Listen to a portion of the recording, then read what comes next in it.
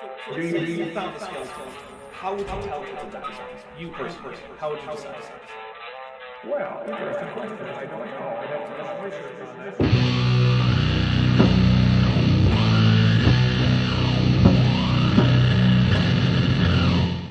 Hey there, YouTube, the Dapper Dinosaur here. I'm coming at you with part 3, the final part of this series about Rabbi Dr. David Gottlieb, or David Gottlieb, depending on who you ask. Last time he was telling us how having a small percentage in DNA similarity between chimps and humans was somehow incongruous with having a significant difference in morphology and behavior, without really explaining that, while also insulting scientists. Here he is. Maybe what you should have thought is, obviously we're very, very different from chimpanzees, so, surprise, surprise, 1.6% difference of DNA can make very big differences. Which is what everyone in the field thinks. He's not coming up with something the researchers haven't here. Don't use the little number 1.6 to prove that the differences aren't big. Okay, that's not being done, so problem solved. Can't you tell the difference between manned mission to the moon and using a stick to get ants out of an anthill? I mean, you don't see a difference there? A difference of orders of magnitude? Yes, everyone notices the huge difference in degree in tool use between members of genus Pan and humans. No one is denying this. So they use a tool. They make a tool by stripping off the side branches and put it in, the ants come out and they eat them. Hey, termites too. And we put men on the moon. That's a 1.6% difference? Come on, be realistic. Be serious, 1.4% difference. I wonder how much raising of his voice and incredulity David thinks it takes before it shows that science is wrong. You'll note that so far he has not at any point actually disputed the number of 98.6% similarity in alignable regions of the DNA between chimps and humans. I wonder why that is. I was expecting him to use Jeffrey Tompkins' works, but so far, no. I guess that's good, but at least Tompkins tried to address the actual number rather than just rant about the moon. So you should have said, a very little difference in the genes can make a gigantic difference in the output. That is what scientists are saying. I guess David just isn't listening. Which isn't surprising, given how little knowledge of biology he has evinced in this talk. Okay, but guess what, boys and girls? When they said that our DNA and their DNA is 98.6% the same, they only meant the 4% that codes for proteins. No. In fact, it is any alignable region, which includes many non-coding regions. This is just wrong, because again, David doesn't understand what he's talking about, making his attempts at critique mostly incoherent. Because only the 4% that codes for proteins is really doing anything, and all the rest is junk, so they didn't take account of the junk. Nope, so let's go into how these comparisons are actually done. Whole genome sequences, or chromosome sequences, are generally put into a computer program for a target genome and a query genome. For instance, I might load in a human genome as my target genome and a chimpanzee genome as my query genome. Parameters are then input into the computer program for things like how it is to treat gaps, and how long the sequences are that it will look to align. It then simply looks across the whole of the two genomes that are input to find alignable regions between the two of them. The program neither knows nor cares if the regions it aligns are coding or not, and they may even be coding in one organism and not in the other.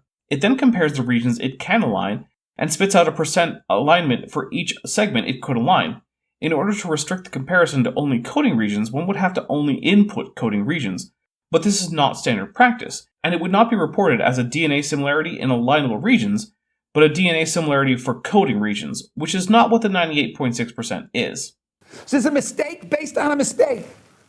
The only mistake here is a man who knows essentially nothing about a technical field, pretending that he does on the grounds, seemingly, that he thinks of himself as a big brain, and that he doesn't like that particular field of science.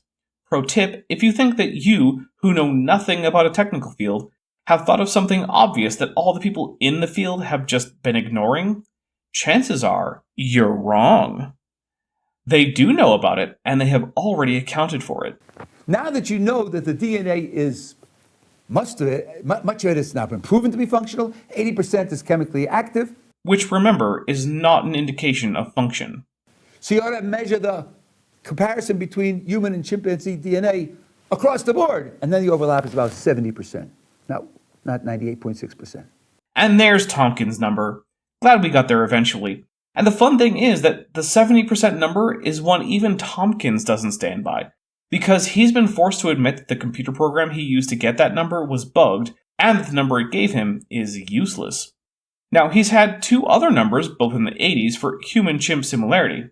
In the first case, he set his program, called BLAST, to use the ungapped parameter, which is simply not how this works.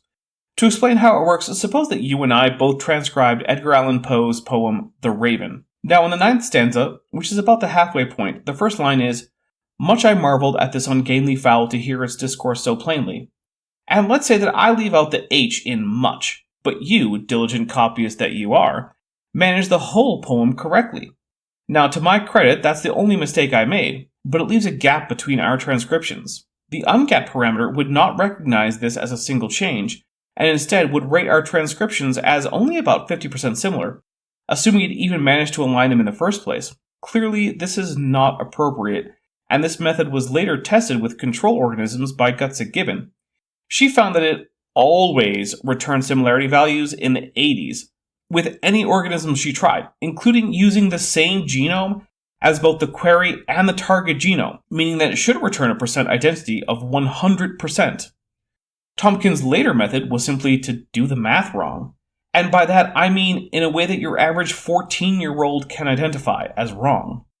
Which is why I call him the creationist who can't math. Assuming I don't suck at this, I've put a card linking to Erica's video in which she peer reviews Tompkins to show what an absolute doofus he is, up in the upper right. It's a 30% difference. That can account for a lot. Yes, it can. It's just not an accurate number. And the man who originated that number does not stand by it. But that's the kind of mistakes that are made. I haven't been informed of any mistakes so far. Instead, a man has simply proclaimed with his whole chest that he has no idea how biology works. So we're talking about vestigial organs, we're talking about mistakes, bad design. One more, there's a whole field, you should look this up, this is absolutely fascinating, bioengineering. Bioengineering is where engineers want to build something, they look into the biological world, how the biological world performs that function, and they get inspiration as to how to build something that will do it. Because very often the biological world does it best, or at least far better than they can do without it and than they can imagine. Well, yeah, evolution has had millions of years to work on most functions, but I'm not sure why this is evidence against evolution and not for it. Maybe he'll clarify. A lot of this is on discovery.org. Now, when your friends tell you, oh, that's a creationist site, you tell them that you're just bitterly prejudiced. Go back to your prejudices and leave me alone. I want to understand the world. And then your friend can tell you that they have a demonstrable history of publishing verifiable falsehoods. Now, that doesn't mean you can simply dismiss anything on the site, as that would be the genetic fallacy, but what it does mean is that you should always fact-check anything anyone sends you from them. And they have a lot of very good scientific information there. I think I just broke my X button. Certain animals and certain fish, when they move forward, wiggle. They wiggle, they waffle as they move forward. Engineers will tell you that's dumb. You're moving against the medium, especially fish, you're moving against the medium. The sleeker you are, the more streamlined you are, the less resistance you get from the medium. If you waffle, you're going to create more resistance. It's going to slow you down. So it's just bad design. So they thought. I've never, to my knowledge, heard anyone say that anguilliform swimming is bad design. In fact, it allows for lots of maneuverability, although it limits speed. But if you need maneuverability more than speed, it's a good way to swim. It's also written in all the engineering textbooks that there are two competing features, and the more you improve one, the more you lose in the other. One is speed and one is maneuverability. While that is true, and is what I just said, I don't think that's in all or even most engineering textbooks. I doubt any electrical engineers are worried about electron maneuverability. The faster you go, the less maneuverable you are. That's an axiom in engineering textbooks. Guess what? If you move with a wiggle, you can improve both of them simultaneously. I mean, you can wiggle faster, but you'll never reach the speeds that you could with, say, thuniform swimming in the water like a tuna, whose name literally means fast, or a more rigid spine on land, like those of mammals or dinosaurs. They discovered that by watching the way fish move.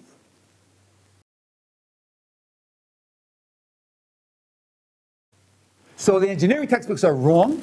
It's possible to improve both speed and maneuverability simultaneously if you put in a wiggle. And now they're engineering wiggles. It's always been known that both can be improved to a point, but you will run up against boundaries in which improvement in one area comes at the expense of the other. The Concorde supersonic passenger jet is not going to be as maneuverable as a stunt plane.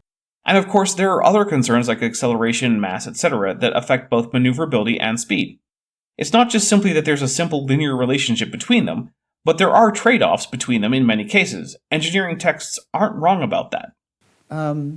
If evolution is just carrying along all the past junk and making improvements that, on whole, give you better survival, but of course carry along a lot of failures at the same time, then this field of bioengineering is not going to get a lot. It's going to run out of stuff because lots and lots of stuff in the human body is badly designed. Yes, it is, and some of it isn't. That's why engineers are looking at things like the human eye lens and iris, but are also not putting the electrical connections for their light sensors and cameras in front of the sensors and leaving a blind spot in the camera. It's almost like humans can look at biology, see what works well, and what only works well enough, and then copy the former while improving on the latter. That biology has come up with highly efficient mechanisms in some organisms in some contexts doesn't negate poor design in other parts of those same organisms. It turns out that this claim of bad design is something which is just, when you learn the details and look at the new discoveries, they're learning now that, at least in some cases, the coding of the DNA can be read forwards and backwards. As far as I'm aware, it's only in bacteria, which have much smaller, more compact, and simpler genomes than eukaryotes, so it's the kind of place where you might expect that to work. Bacteria can't really afford the cost of lots of junk DNA, and they can easily pay the price of selection given how rapidly they produce. So it makes sense for them to be under heavy selection for the most compact and efficient genomes possible, which is what they tend to have. Read it forwards, it codes for one thing. Read the same thing backwards, it codes for something else. Can you write a code that's read forwards and backwards? I don't know, I've never tried, but even if I can't, that says nothing about the ability of mutation and selection to do so, since neither of them are bound by my coding ability. Show me a computer science code that's read in that way. Show me a computer science code that codes simultaneously for 20 different things. DNA isn't a computer, and it isn't read the same way, and it isn't written the same way. So this is an irrelevant comparison. You can't do that. Biology does it. Does it look like a kludge? Does it look like 96% of the thing is all junk? Non sequitur. Your facts are uncoordinated. It does in fact look like most of it is junk in this human genome. Yes, the fact that bacteria have less junk and have reversible regions in their genomes in no way means that the human genome is more functional than we have evidence for. I can't even imagine how this is supposed to follow. It doesn't look like that. Now, if evolution tells me there ought to be a lot of junk, which there verifiably is, even according to David's own source and code. Evolution trumpeted the 96% of junk DNA as a very strong argument that evolution is true. What should they say when it turns out not to be correct?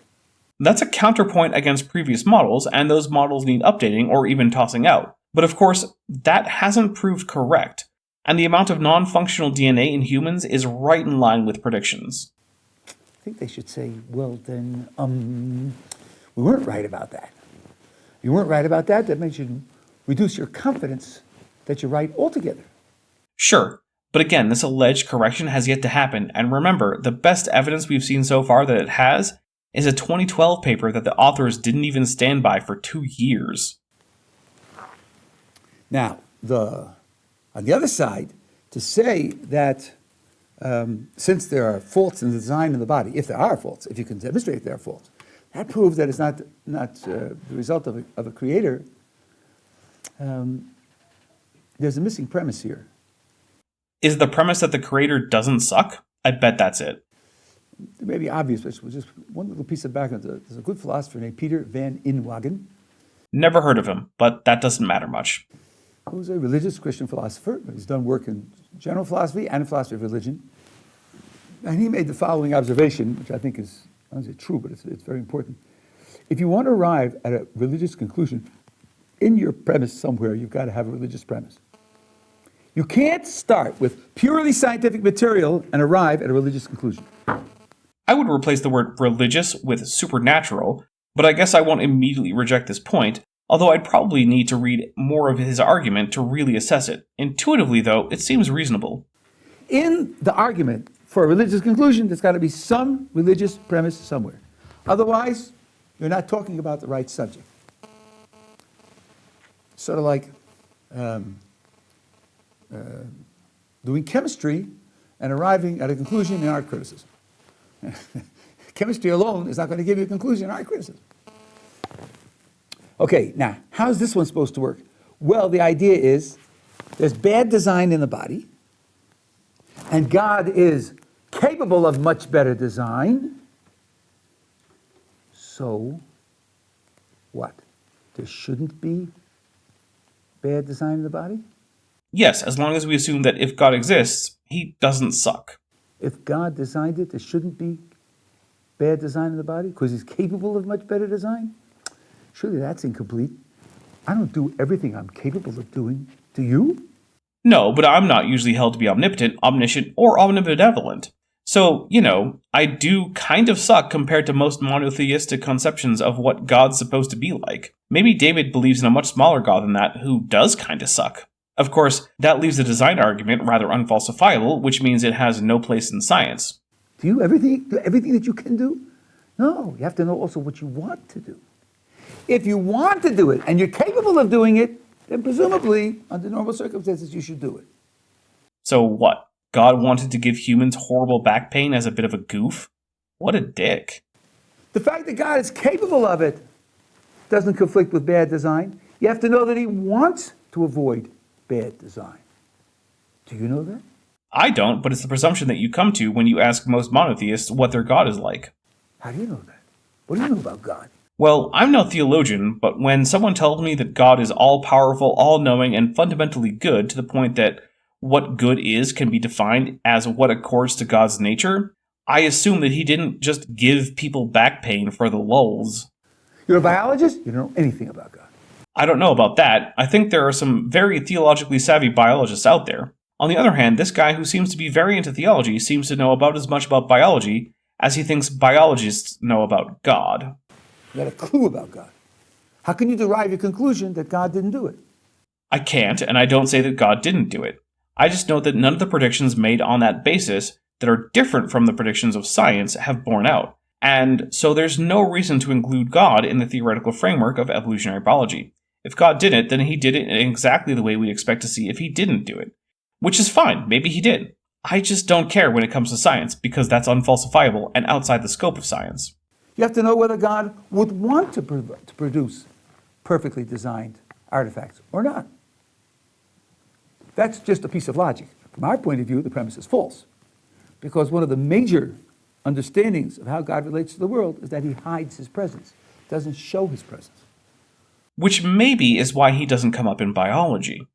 That being the case, to find things which look like bad design, for us would be natural. We would expect that. We wouldn't expect God to have everything turned out so seemingly naturally with perfect design. If that were so, it was just obvious that some superior intelligence was doing it. So God just arranged everything to look like it evolved, and then made it so evolution operates in the present in ways that can account for the evident history. You know what the only reasonable course of action is in that case? It's to accept evolution. All the evidence points to it, even under the divine hiddenness excuse. So you can't get to an argument against God's design from pointing out failures in the design of the body for two reasons. Number one, you haven't got any failures in the design of the body that you can point to that you know for sure, given the ones that they've lost recently. I disagree, but whatever. And second of all, that would require information about God that you don't have. But this is a whole area where they made predictions and relied on this evidence, and it turns out not to be correct. This guy needs to ramble less. I don't even know what predictions he's claiming aren't correct. I think he's even lost himself. I guess I'll give you one more example. One more example would be a total of one example. And then we'll quit. There are holes in the fossil record. Big holes, like I said. Insects, flowering plants. Which aren't really the big holes that he says they are, but we've covered that. And yeah, the fossil record is imperfect, and no one seriously thinks otherwise. There's a giant hole between the ancestor of the whale and the whale. Okay, here's a chart of stem whales. I don't see a big hole. Do you? The ancestor of the whale is supposed to be some smallish land creature, something like a fox. You mean like Ichthyolestes, a fox-sized artiodactyl, mostly typical of Eocene artiodactyls? Okay, got it. Something like a fox. Now, if you look on the websites recently, the last couple of years, they're trumpeting that they have intermediaries and so forth and so on. They even have a leg bone in a whale. Well, what a leg bone be doing in a whale if it didn't come from something that had legs and needed legs? Good question, but I guess since David can just say, well, God is a dick and he was having a goof, he can unfalsifiably dismiss any vestigial organs. But first of all, how many intermediaries would you like between something like a fox and a whale? I don't know, 4? Fortunately, I've got organisms like Ichthyolestes, Ambulocetus, Remingtonocetus, Protocetus, Basilosaurus, and Dorudon, which is 6, and only a tiny but representative fraction of the fossil cetaceans we know of. 2? 22? How about 50? As that's how many stem whale species I can find as having been described, just checking Wikipedia. Of course, I know that a new one was described recently as of the time of this writing, Parusetus colossus. So I guess 51 seems fine. It's certainly more than 21. Let's see if Dave goes full Dr. Banjo. 222 between a fox and a whale. The difference is so gigantic. 2,222? You want lots and lots and lots. Okay, I'm waiting for 41. Well, we've got at least 51, so problem solved. 41? I think that's a small enough, reasonable number. Show me 41 different, spread out on the spectrum between a fox and a whale. Okay, here we go. 1. Pakicetus inachus. 2. P. ataki. 3. P. calcis. 4. P. chitus. 5. Nalacetus ratimitus. 6. Ichthyolestes pinfoldi. 7. Ambulocetus natans. 8. Gondacacia potens. 9. Himalayacetus subathuensis. 10. Andrewsiphius sloani. 11. Autococetus precursor. 12. Delanestes ahmedi. 13. Cuchacetus minimus. 14. Remingtonocetus harudiensis. 15. R. domandiensis. 16. Aegicetus gehennae. 17. Babiacetus indicus. 18. B. misrahi. 19. Carolinacetus gingereci. 20. Georgiacetus vogtlensis. 21. Nachitochia jonesi. 22. Papiocetus lugardi. 23. Pontobacillus tuberculatus. 24. Macaracetus bidens. 25. Aegyptocetus tarfi. 26. Artiocetus clavis. 27. Chronatocetus rayi. 28. Datacetus hyeni. 29. Gravicetus razai. 30. Indocetus romani. 31. Myacetus ineus. 32. Perigocetus pacificus. 33. Kaiserocetus arifi. 34. Rhodocetus casrani. 35. R. balochistensis. 36. Basilosaurus setoides.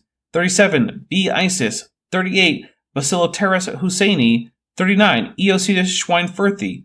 40. Ancalocetus simonsi. And 41. Basilotritus uheni. Just for fun, here are some known protowhale genera I left out. Cryocetus, Synthiocetus, Dorudon, Masrocetus, Okukahea, Pontogenius, Sagacetus, Stromarius, Supiocetus, Zygorrhiza, Anteocetus, Pachycetus, Perucetus, Platypus, and Cacanodon. I think I've met the requirement. This also means that I missed my estimate by forgetting at least 14 species. So I guess it's more like 65 minimum. And I say minimum because I'm not checking how many more of those genera I forgot to count that have multiple species. They're not dreaming of that. Baloney. You know, they don't have to dream about it. We have it and then some.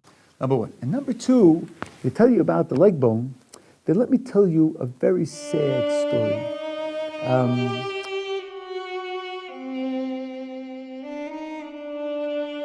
Is it the sad story of how some guy couldn't understand biology, never looked into fossil whales, and doesn't know what leg bones are or how to recognize them? You probably heard that the dinosaurs went extinct. I have heard that. It's not true, but I've heard it. That's not true. That's not true. Or at least the theory that it's not true goes up and down. Every 5 or 10 years it shifts, right? Because according to many, the birds are dinosaurs. Oh, I wonder if he has counter evidence for that for us. The birds came from the dinosaurs, and the dinosaurs never went extinct. They just evolved into the birds. That is to say, the flying dinosaurs evolved into the birds.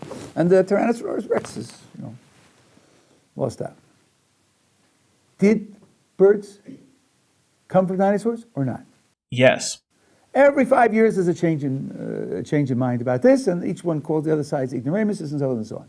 No, there's a group of like 6 people led by Alan Fiducia who, among paleontologists, are the lone holdouts against the idea that birds are dinosaurs, and who publish papers contra mundi that are routinely savaged in the literature because they ran out of good ideas when it was demonstrated that the bird mantis digits are in fact 1, 2, and 3 and not 2, 3, and 4, as had been previously believed. I have an article from a fellow named Larry Martin who wrote an article. Now this is in an extinct journal called The Sciences. But if you want to find it, you can find the quotation in you can find it on Google. You can just look up Larry Martin, The Sciences, and put it in quotation marks, and they'll get it for you. And in it, he's talking about the relationship between the dinosaur predecessors and the birds that came from them. And he's reviewing a book that says there are 85 anatomical features in common. 85 features. Man, that's a lot of features. Yeah, it's kind of like the thing that might, in another context, convince you that whales are mammals, which, despite not knowing anything about fossil whales, I didn't hear this guy deny. Also, I did Google what he told me to, and it didn't show up. Although there was a Larry Martin who was a paleontologist who died in 2013, presumably that's who he's talking about. That's a lot of features. 85 features in common? That's pretty convincing. I mean, even I, as a layman, as an outsider, 85 features. Yeah, but you see, he is one of the world's experts on prehistoric birds, and he decided to do a detailed examination. And he says that to his shock, in investigating every one of the 85, not one held up! Not 1 out of 85 held up! Not 1 out of 85! Loud noises! Remember, kids, screaming like an insane person predicting the end of the world on the street corner makes you more believable. But anyway, Larry Martin was one of the bandits, the aforementioned group led by Alan Fiducia, who decided to just deny that birds are dinosaurs down to the point of basically lying. I can't find this article, but I will say that he and company have not moved the consensus at all, and instead have basically ruined their own careers. But let's look at some of the anatomical features of birds that are diagnostic of dinosauria. We have the open acetabulum, the synsacrum, the more than 3 sacral vertebrae, the asymmetrical 4th trochanter of the femur, the femoral head offset from the shaft and turned medially, and more that I won't list for the sake of time. Such poor attention to detail, he writes, and such imaginative false reconstruction went into it that not one of the 85 holds up. Except that they do, or at least enough of them do. I still can't find this paper, but I listed enough on their own that do hold up positively to identify birds as dinosaurs, and that's just from the hips down. Now that's pretty shocking. That's pretty shocking. No, what's shocking is that David thinks that a paper he can't even properly cite from a journal that stopped publishing in 2001 and that has been roundly rejected by the consensus of experts is somehow a gotcha against one of the most well-established taxonomic realities in vertebrate paleontology. Now you ask me, why do I pledge allegiance to Larry Martin? I don't. But if one group says they have 85 features in common and the other group says you have none, something's wrong. Yeah, and what's wrong is that one of the sides has lost all of its arguments and barely exists at all, but David here likes them more, so he just takes their decades-old papers at face value, and again, Remember, kids, yelling and punching things makes you seem smarter. Something's desperately wrong. The method is not a good method. Your analysis is not a good analysis. Your way of drawing conclusions is not a good way of drawing conclusions. Something's desperately wrong if it's 85-0. And David never thought that maybe it was the non-consensus side that might have been the problem. Can I trust that? Trust what? The consensus? Yeah, probably. A handful of people who haven't been taken seriously in more than 20 years? Probably not. Now along came these same people and said, we found a leg bone in a whale. Well, Hey, fun fact, the overlap between people working on Mesozoic archosaurs and those working on fossil stem whales is basically zero, so it's not the same people. maybe yes, and maybe no. I don't know. You don't know either. I do actually know, because unlike David, I make it a point to actually read paleontology literature, like the actual peer-reviewed papers, and I make it a point to actually make sure I understand them.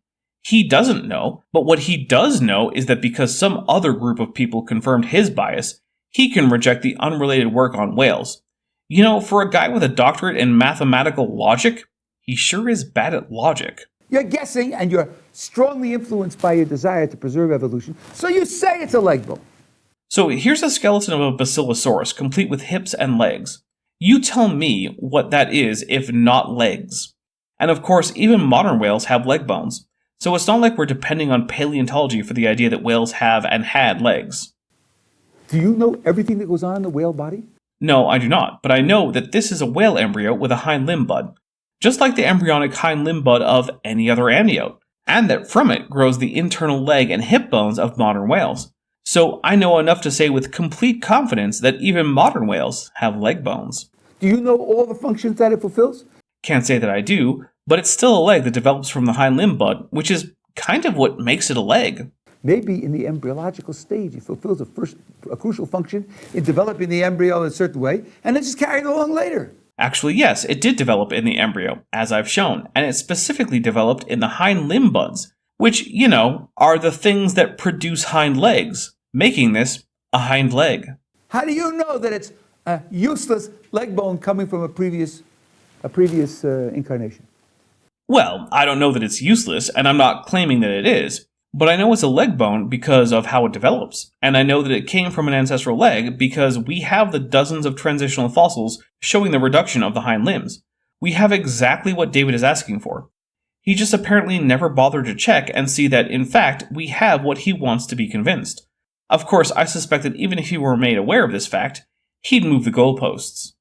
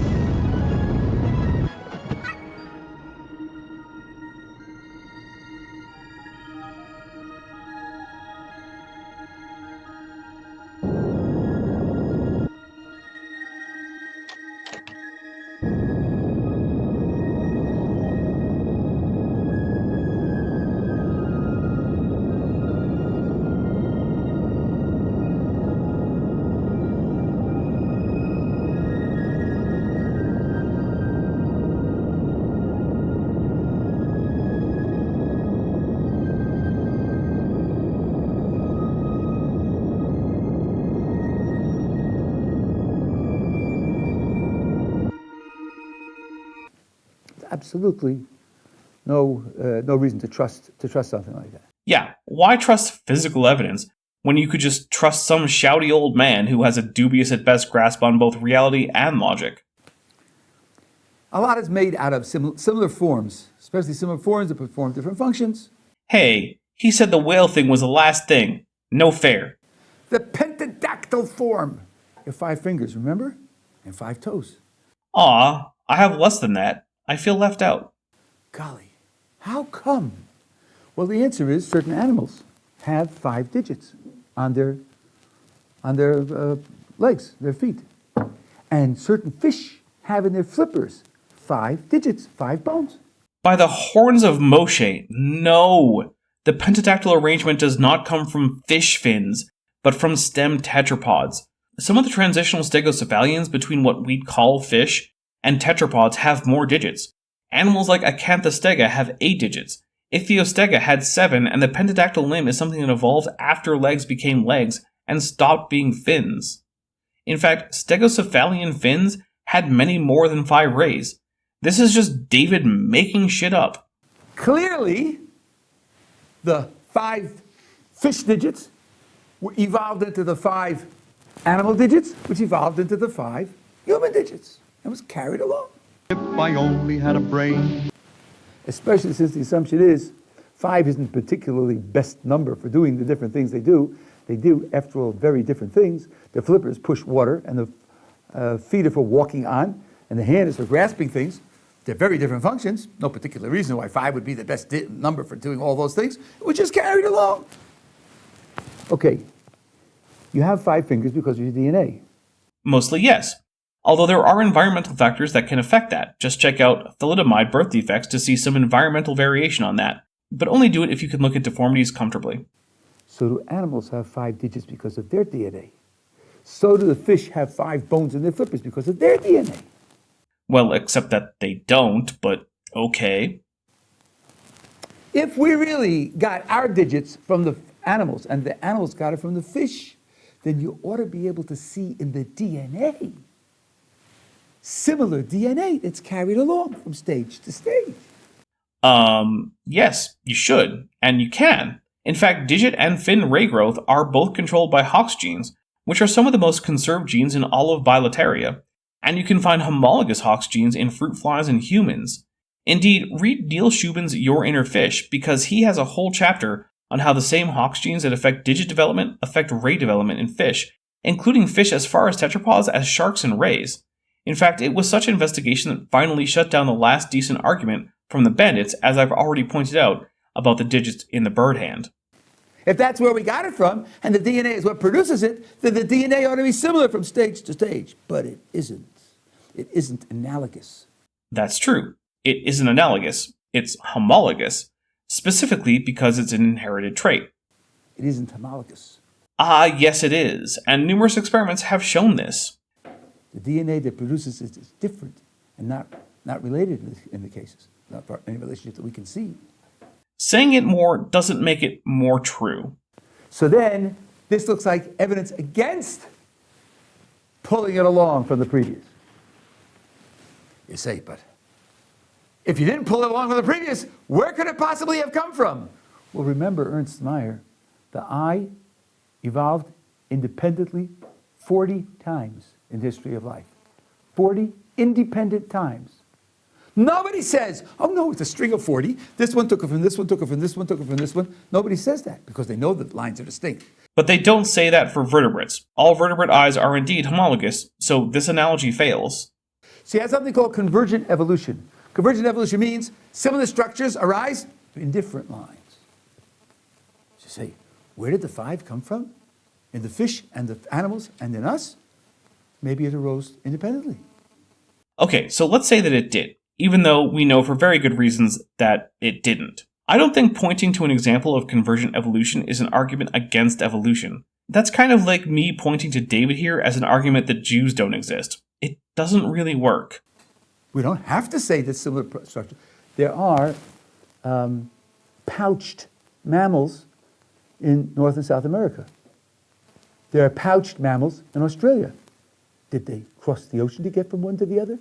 No, they evolved in Gondwana, which was a supercontinent composed of South America, Antarctica, and South America at the time they evolved.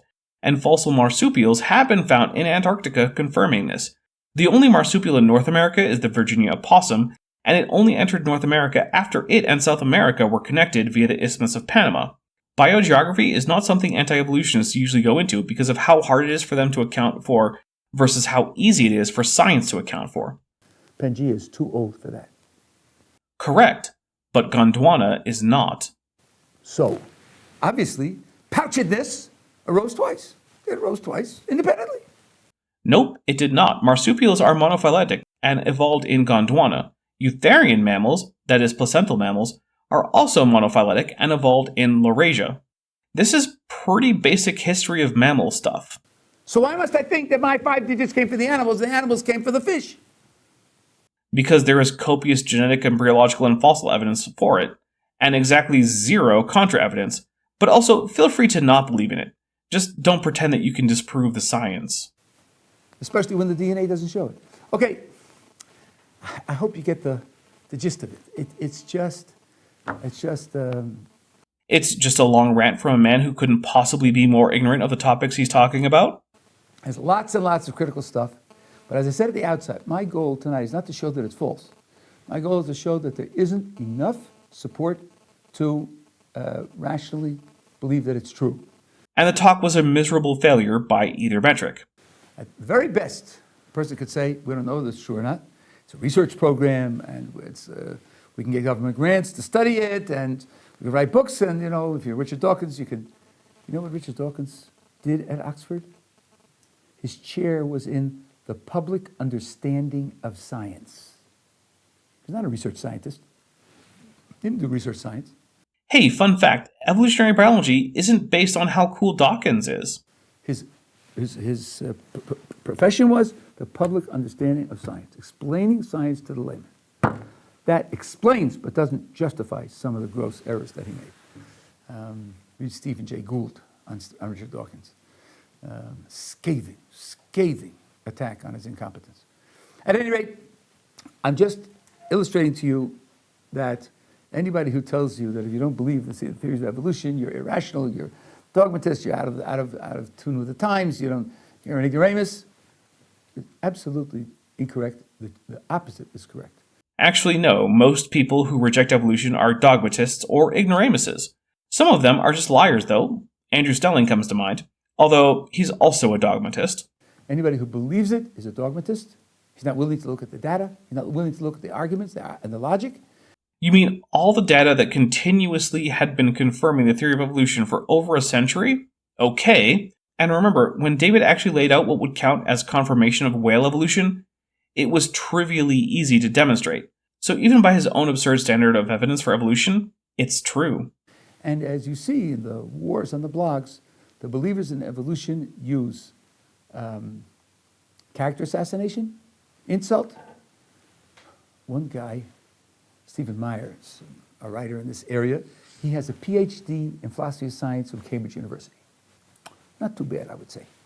Look, man, the number of times I've seen creationists tell me that people who teach evolution are actually under the influence of Satan means that I no longer care if a person who doesn't reject science called you a bad name, especially when so many of them do evidently apply to many creationists. And he wrote a book called Signature in the Cell about the information in the cell and how it can't be explained in evolutionary terms. And one guy writes, "This book is junk. It's so bad I didn't read it." Seriously, a second topic after we were told the whale thing was the final thing, and of course, many people have read Signature in the Cell, and it was junk, which is why it made absolutely zero impact on biology. Of course, it wasn't meant to. It was meant to reassure dogmatic young Earth creationists that their delusions about science are actually true. Apparently, it did the same thing for some Orthodox Jews. You're saying it's so bad you didn't read it? And he's not embarrassed. He's not embarrassed by that. I would have thought any self-respecting person wouldn't say in the same breath that it's junk and he didn't read it. He's not embarrassed by that. That's the level of debate coming from their side. Is it though? Because I can't help but notice that this alleged reviewer hasn't been identified at all, which means that, as near as I can tell, he doesn't exist. And there's absolutely no way I'm trusting David say so, given how bad he's been at getting things right. That's the level of discussion coming from their side. It's crude in the extreme. Thomas Nagel, because he made a couple of remarks favorable to ID, got the same treatment. It's an embarrassment to the academic world that people do that. And the people who are supporting intelligent design and criticizing evolution, by and large, are keeping a very low interpersonal profile. What do you want me? Go! You don't do it! You just talk! Yeah, sure they are. Also, is this whole point just tone policing? They're presenting the arguments, they're presenting the evidence, they're presenting... Yeah, they'll point out the foils are there, but there's no character assassinations, just simply they're pointing it out. No character assassination. Got it. And there's lots and lots and lots of it. So I think that the bottom line is there's certainly not enough reason to believe that the theory of evolution is true. Okay, well, that's where it ends, with tone policing, which I find very unpersuasive. especially given how much yelling and banging on the table David did. I know he's not a Christian, but still, he might want to take the plank out of his own eye before complaining about the speck in the eyes of evolutionary biologists and science communicators. Anyway, if you enjoyed the video, hit like and tell me in the comments. If you didn't, feel free to hit dislike and tell me what the problem was in the comments. Either way, please remember to subscribe and hit the bell icon so you're always notified when I have more content. I'm the Dapper Dinosaur. Hey, before you leave, I just want to take a second to thank my patrons and channel members, especially those pledging $20 or above. Benthovend, Tapioca Weasel, Whispers, Kelvin Brostick Van Manen, Denny5252, Eleron Teller, Phil Rivara, Ian Chen, Landon Knoll, Mabbity Babby, Monkey They Them, Mrs. Spexinder, The Venerable Bede, Sphincter of Doom, and Star Runner. It's because of my channel members and patrons whom you're seeing on screen that this channel can stay afloat. Without you, it would all shut down. If you want to join the team, there's a link to join the channel below this video, and there's a link to join the Patreon in the description. On the Patreon, you can get a 10% discount for pledging annually, and either way, you get early access to virtually all of my scripted videos, often 3 to 5 months before they come out for the general public. Thanks for watching. How